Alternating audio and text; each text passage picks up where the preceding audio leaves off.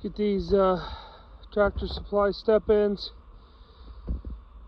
We got 5 foot of snow secured with main poles on either side with tensioners, but breaks off the bottom insulator.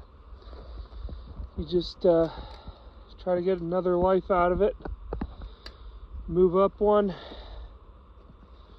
move up another one, go pretty much right next to the original, and stick her back in the ground. Sometimes, depends if this one's still active, not completely broke off, you can actually get a second pop. It's as good as it's going to be at the same height as it was for nothing. And I bought a few replacements, but wind